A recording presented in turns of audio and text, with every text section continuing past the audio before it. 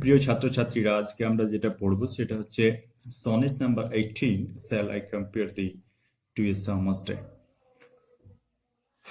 তাহলে এখানে আমরা প্রথম শব্দটা পড়লাম সনেট। তাহলে আমরা প্রথমে একটু জেনে নেব সনেট কাকে বলে।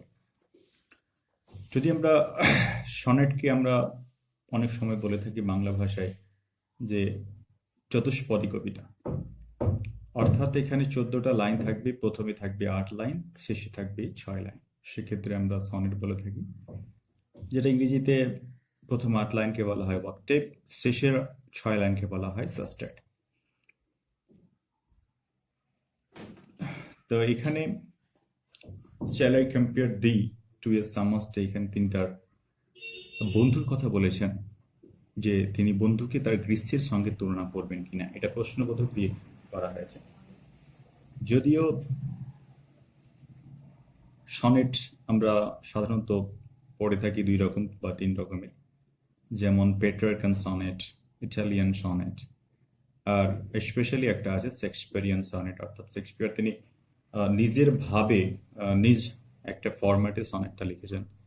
সেক্ষেত্রে শেক্সপিয়ার সনেটের ক্ষেত্রে একটা ডিফারেন্স রয়েছে যে তিনি প্রথমে 2-2 করে 4-4 করে দুটো লিখেছেন 8 লাইন, তারপরে পরেরটাতে আবার 4 আর 2 লাস্টটাতে। তো এই 4 লাইনের কবিতাকে বলা হয় কোয়াট্রেন। আমরা দেখছি এখানে কবিতায় দেখব যেখানে যে কোয়াট্রেন, তো 3টে কোয়াট্রেন আছে, লাস্টে যে 2 লাইন সেটাকে বলা হয় কাফলেট। এখানে প্রশ্ন আসতে পারে যে এখানে সনেট নাম্বার 18 কেন বলা হয়? যে শেক্সপিয়ার তার জীবনে 154টি সনেট লিখেছেন, এটা সিরিয়াল ওয়াইজ 18 নম্বর সনেট, তাই একে সনেট 18 বলা হয়। 126টা সনেট তিনি তার ডব্লিউ ফ্রেন্ডকে লিখেছেন। তারপরে 127 থেকে 152তম যে সনেট, তিনি তার মিস্টেরিয়াস একজন লেডি, তাকে ডার্ক লেডি হিসাবে আমরা লিটারেচার চিনি, তো তাকে তিনি লিখেছেন। আর শেষ ক্ষেত্রে তিনি দুটো লিখেছেন 153 এবং 54।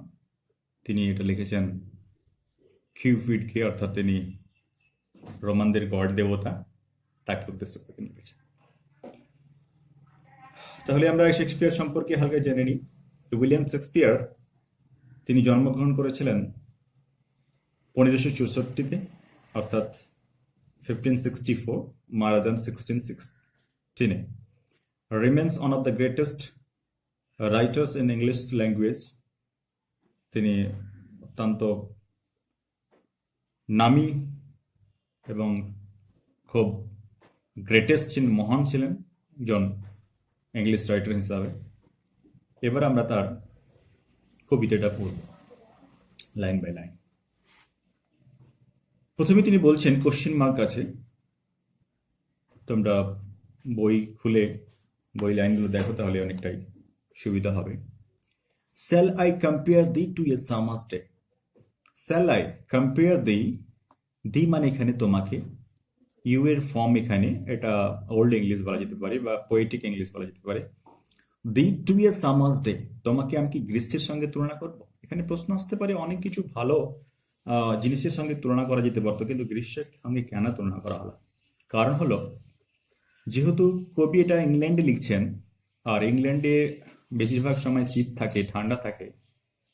এই গ্রীষ্মের সময় সেখানে আবহাওয়াটা ভালো থাকে এবং আনন্দদায়ক থাকে, মানে খুব ভালো আবহাওয়া, একদম বেশ আনন্দদায়ক আবহাওয়া। তার জন্য তিনি এখানে গ্রীষ্মের সঙ্গে তিনি তুলনা করতে চেয়েছেন। তারপরের লাইন তিনি বলছেন, দাও arts more lovely and more temperate. দাও মানে আবার এখানে ইউ এর একটা ফর্ম, পোয়েটিক ফর্ম। দাও আর্ট, তুমি হও। আর্ট এখানে আর এর ফর্ম করা হয়েছে, poetic form art. More lovely মানে আরো সুন্দর, অ্যান্ড মোর টেম্পারেট। টেম্পারেট মানে এখানে খুব শান্ত, খুব ভালো। হ্যাঁ, মোর টেম্পারেট। তারপরে লাইনে বলছে আবার এখানে গ্রীষ্মের একটা তিনি সমালোচনা করছেন যে rough winds do shake the darling birds of me. এলোমেলো বাতাস, রাফ উইন্ডস, এলোমেলো বাতাস, ডু শেক মানে ঝরিয়ে দেই, the darling birds of May, darling মানে খুব সুন্দর, বার্ডস মানে হচ্ছে মুকুল বা কড়ি বলতে পারি, ফুলের কুড়ি, অফ মে, মে মাসে যে ফুলের কুড়ি মুকুলগুলো হয় সেগুলো কি করে ঝরিয়ে দেয়, ডু শেক ঝরিয়ে দেই, and summer's lease hath all too short a date, and summer's lease hath, এখানে হ্যাথ বলতে হ্যাজ, সামার্সের হাতে কি অল্প কয়েকদিন মানে বেশি ক্ষণস্থায়ী মানে বেশি স্থায়ী নয়, lease all too short date মানে কিছুদিনের জন্য থাকে, সামটাইম এখানে কিছুদিন বলতে কিন্তু 3 মাস কে বোঝানো হয়েছে, জেনারেলি সামার 3 মাসের জন্য থাকে, sometime too hot the eye of heaven shines, sometime কিছু সময়, too hot the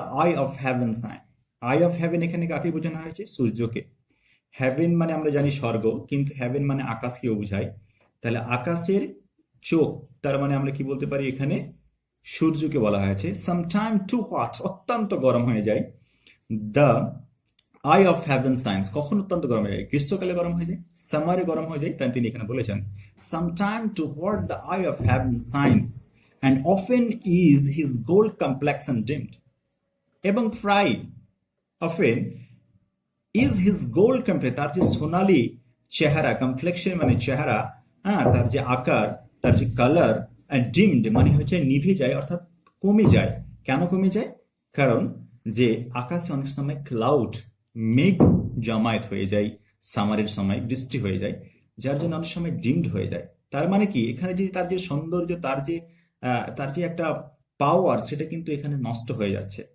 and every fear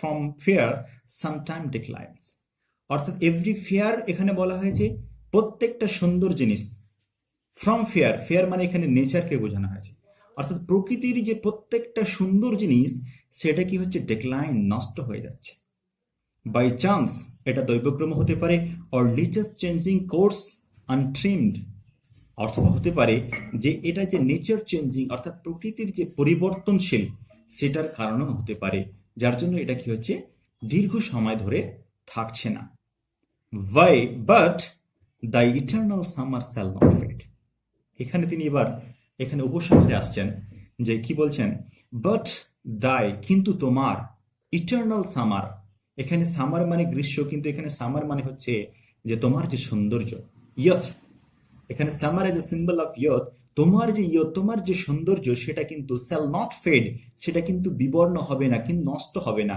নর লুজ পজেশন না এটা কোনো কিছু হারাবে, অফ দ্যাট ফেয়ার দাও ওস্ট, অর্থাৎ তোমার মধ্যে যে সৌন্দর্য আছে, তোমার দাও ওস্ট, তোমার মধ্যে তোমার ভিতরে যে সৌন্দর্য আছে সেটা কিন্তু নষ্ট হবে না, নর শ্যাল ডেথ ব্র্যাগ দাও, তোমাকে মৃত্যু নিয়ে আনতে পারবে না, ঝাঁকি দিতে পারবে না বা জাকি দিতে পারবে না, হ্যাঁ, on rest in his shade, তার মৃত্যু তার ছায়ায় তোমাকে নিয়ে আসতে পারবে না, অর্থাৎ তোমার যে ইটার্নাল শক্তি, তোমার যে ইটার্নাল বিউটি সেটা তোমাকে মৃত্যু তার ছায়ায় নিয়ে আসতে পারবে না, when in eternal lines to time thou growest, when in eternal line যখন তুমি এই আমার ভার্স যে আমার লাইনগুলো, কবিতার লাইনগুলো যে তুমি বেঁচে থাকবে, টু টাইম মানে সময় থেকে সময় পর্যন্ত তোমাকে নিয়ে যাবে, দাও গ্রোস্ট তুমি জীবিত থাকবে, আমার ইটার্নাল লাইনের মাধ্যমে, আমার কবিতার ভার্সের মাধ্যমে তুমি জীবিত থাকবে, তোমাকে মৃত্যু তোমাকে কিছু করতে পারবে না, so long as man can breathe, যতদিন পর্যন্ত মানুষ শ্বাস প্রশ্বাস নেবে, ওর আইস ক্যান সি এবং চোখ দেখতে পাবে অথবা চোখ দেখতে পাবে, সো লং লাইফ দিস ততদিন তুমি বাঁচবে, and this gives life to the এবং তোমাকে এটা জীবন দান করবে, অর্থাৎ তুমি বেঁচে থাকবে, সো লং লাইফস দি অর্থাৎ ততদিন পর্যন্ত এটা জীবিত থাকবে, and gives life to the এবং তোমাকে তার জীবন দিয়ে থাকবে, অর্থাৎ তোমায় কখনো নষ্ট হবে না, আমার কবিতার ভার্সের মাধ্যমে তুমি জীবিত থাকবে। এখানে কবি তার বন্ধুর চেহারা, তার বন্ধুর যে সৌন্দর্যকে তিনি গ্রীষ্মের সঙ্গে তুলনা করেছেন, গ্রীষ্মের অনেক নেগেটিভ দিক আছে, কি নেগেটিভ দিক, যে অত্যন্ত এক সময় দেখা যায় যে অত্যন্ত প্রচন্ড সূর্যের তাপ, যে সূর্যের তাপ কি করে মানুষকে কষ্ট দিয়ে থাকে। আর কি হয় যে অনেক সময় যে আকাশে মেঘ উঠে যায় যেখানে দুঃখের একটা ভাবনা মানুষের মধ্যে আসে। আর কি হয় যে নেচারের যে প্রকৃতি সেটা কি হয় চিরদিন থাকে না, not for ever. The nature's beauty do not last for ever. প্রকৃতির যে সৌন্দর্য সেটা কিন্তু চিরস্থায়ী হয় না। কিন্তু তোমার ভিতরে যে সৌন্দর্য অর্থাৎ তার বন্ধুর ভিতরে যে সৌন্দর্য প্রদান করা হয়েছে, এই লাইনগুলো তাকে সারা জীবন, মানুষ যতদিন বাঁচবে এই লাইনগুলো, শেক্সপিয়ারের যে এই কবিতা, এই কবিতার মাধ্যমে, এই কবিতার লাইনগুলোর মাধ্যমে তিনি জীবিত থাকবে। আজকে যে সময় শেক্সপিয়ার এই কবিতাগুলি লিখেছিলেন সেই সময়কার যে প্রকৃতির সৌন্দর্য সেগুলো কিন্তু বিনষ্ট হয়ে গেছে। কিন্তু তবু আজকে আমরা তার কবিতার মাধ্যমে তার বন্ধুর সৌন্দর্যকে আমরা উপলব্ধি করতে পারি।